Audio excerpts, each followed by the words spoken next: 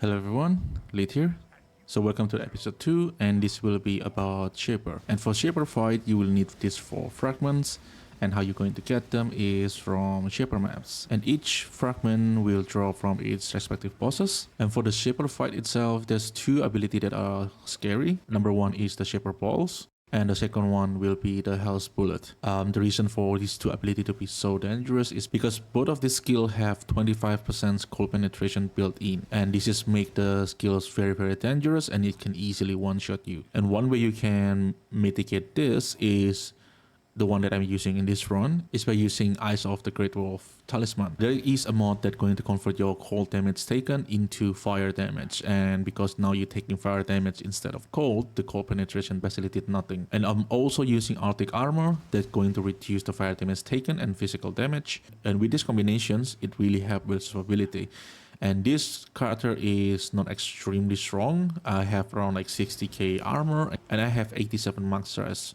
And with these combinations I can tank quite a bit of them, and that makes the runs a lot easier to do.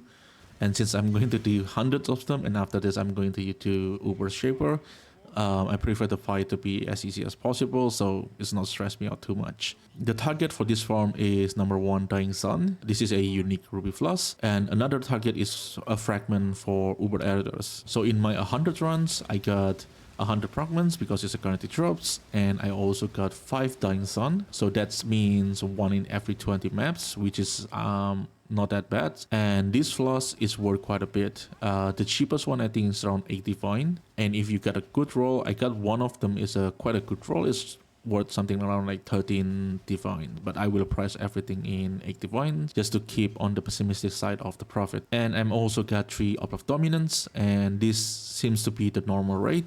So my run in the episode 1 with the Elder seems to be a little bit unlucky on the Orb of Dominance side.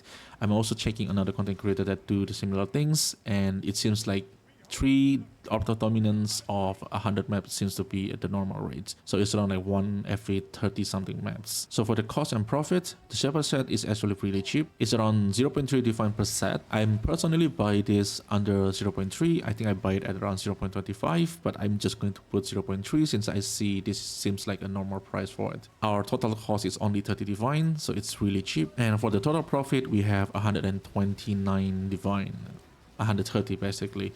And that make our net profit is 99.9 divine. It's practically 100 divine. For a 100 run, it takes me around 6.5 to 7 hours.